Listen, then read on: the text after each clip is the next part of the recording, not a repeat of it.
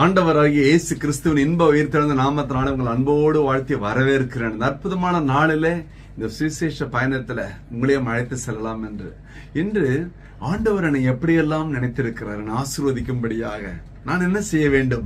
வசனம் மிக அழகாய் சொல்லுகிறது. சங்கீதம் 37:4 கர்த்தரிடத்தில் மன மகிழ்ச்சியாயிரு, அவர் உன் இருதயத்தின் வேண்டுதல்களை உனக்கு அருள் செய்வார். கர்த்தரிடத்தில் மன மகிழ்ச்சி முகம் மலர்ச்சி இல்லைங்களா? அப்ப ஆண்டவரிடத்துல போகும்போது நீங்கள் ஒன்றுக்கும் கவலைப்படாமல் எல்லாவற்றையும் குறித்து உங்கள் விண்ணப்பங்களை ஸ்தோத்திரத்தோடு கூடிய ஜெபத்தினால் வேண்டுதனாலும் தேவனுக்கு தெரியப்படுத்த ஜஸ்ட் இன்ஃபார்ம். பிலிப்பியர் 4:6 சொல்லுகிறது. அப்படின்னா ஆண்டவர்கிட்ட போகும்போது ஒரு மன மகிழ்ச்சி இருக்கணும். பாருங்களேன், அதை விட்டுட்டு ஓன்னு அழுதுன்னு போக கூடாது. உண்மை சில நேரம் அழுத்தா தீர்வுன்னு வைங்க. ஆனா எப்ப பார்த்தாலுமே முகத்துல என்ன விடுங்க முகத்தோட ஆண்டவருக்கு போய் பார்த்தா அப்ப அவருக்கு நம்மளை பிடிக்க வேணாமா? பிடிக்கணும் இல்லைங்களா? முதல்ல உங்களுக்கு பிடிக்கட்டும், அப்புறம் உங்களை ஆண்டவருக்கு பிடிக்கட்டும். சொல்றாரு நீதிமொழிகள் 3:5-6 உன் சுய புத்தியின் மேல் சாயாமல் உன் முழு இருதயத்தோடும் கர்த்தரில் நம்பிக்கையாயிருந்து உன் வழிகளெல்லாம் அவரை நினைத்துக்கொள். அதாவது ஒரு வாய்ப்பு ஆண்டவர் கொடுக்கிறாருன்னா வளரும்படியாய் வாழும்படியா லெவல் மாறும்படியாய் கொடுத்தாருன்னா அன்னைக்கு மட்டும் இல்ல, அந்த வழிகள் எல்லாம் அவர் நினைத்துக் கொள்ள வேண்டும் எல்லா சூழ்நிலையில. அப்படின்னா நீங்க பயப்படவே வேண்டாம். உங்களுக்கு என்ன வச்சிருக்கிறாரோ அதை ஒருத்தரும் தடை பண்ண முடியாதுங்க. யோபு 23:14 சொல்லுகிறது, எனக்கு குறித்திருக்கிறதை அவர் நிறைவேற்றுவார். ஹல்லேலூயா, ஹல்லேலூயா. உங்களுக்கு என்ன வச்சிருக்கிறாருங்க? உங்களுக்கென்று ஒரு மனைவி, உங்களுக்கென்று ஒரு கணவன், உங்களுக்கென்று பிள்ளைகள், உங்களுக்கென்று வேலை வாய்ப்பு ஊழியம் எல்லாம் வச்சு முன் குறித்துட்டார். எப்பவுமே பாருங்க, அதுல ஒரு நாள் மாற்றம் வராது, ஒன்னும் மறைக்கவும் முடியாது, மறுக்கவும் முடியாது. அப்படின்னா உங்களுக்கு என்ன குறித்து வைத்திருக்கிறாரோ அதை நிறைவேற்ற வல்லமுள்ள ஆண்டவர். அப்படின்னா ஆண்டவரை நோக்கி கூப்பிட வேண்டும். ஒரு முறை ஒரு கள்ளன், ஒரு குற்றவாளி அவரை நோக்கி கூப்பிடுறான். கூப்பிட்ட இடம் எங்கங்க?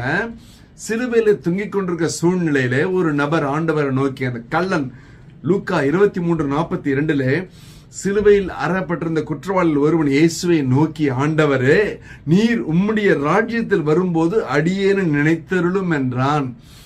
இருக்கிற இடம் 3 பேரும் சிலுவையில தொங்கி நிற்கிறாங்க. அரை நிர்வாணமாய் பயங்கர அடி போராட்டத்தின் மத்தியில இருக்கிற சூழ்நிலையில இந்த கொலை குற்றவாளிய கள்ளன் இயேசுவை நோக்கி டைரக்டா, அப்ப சைட்ல நீங்க அது பிராக்டிகலா செஞ்சு பாருங்களேன், எப்படி கழுத்து திருப்பி இருக்க முடியும்? இயேசுவை நோக்கி ஆண்டவரே மை லார்ட் மை காட்னு சொல்லிட்டான். அப்ப அவரை ராஜாவா பாக்குறான். பாருங்க, அவருக்குன்னு ராஜ்யம் உண்டு என்று பார்க்கிறான். விசுவாசத்தை அறிக்கை செய்கிறான். அடியேனை நினைத்தருள், தன்னை தாழ்த்தினான். அதுதான் நம்ம தாழ்த்த தாழ்த்த தாழ்த்த உயர்வு தன்னால் தேடி வரும். உடனடி ஆண்டவர் என்ன பதில் சொன்னாரு?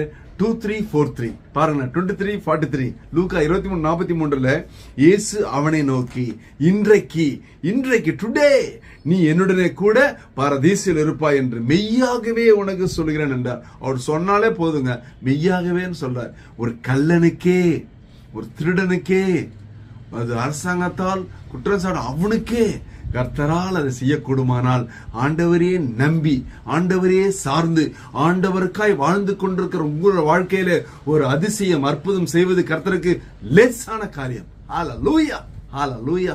உறுதியா இருப்போம், ஆண்டவர் செய்வார் நம்பிக்கையோட இருப்போம், கர்த்தரிடத்தில் மன மகிழ்ச்சியா இருப்போம் ஒரு விசை கூட. ஹல்லேலூயா, ஹல்லேலூயா, ஹல்லேலூயா. அப்பா ஸ்தோத்திரம் ஆண்டவரே. அற்புதமான நாளிலே கர்த்தர் எங்களோடு பேசின திருவார்த்தைக்காக நன்றி. இதை கேட்டுக்கொண்ட பிள்ளைகளோட வாழ்க்கையில ஒரு மாற்றம், ஒரு மறுமலர்ச்சி, ஒரு ஆசீர்வாதம் வரட்டும் சுவாமி. தடைகளை முறித்து போடுது இயேசு கிறிஸ்துவின் உயிர்த்தெழுந்த வல்லமையான நாமத்தினால என் தேவனது செய்யும்படியாய் திரு கரங்களிலே தாழ்மையாய் தாழ்த்தி ஒப்பு கொடுத்து ஜெபித்து ஜெயம் எடுக்கிறோம் ஜீவனுள்ள நல்ல பிதாவே. ஆமென், ஆமென். கர்த்தர் உங்களை ஆசீர்வதிப்பாராக. Praise the Lord.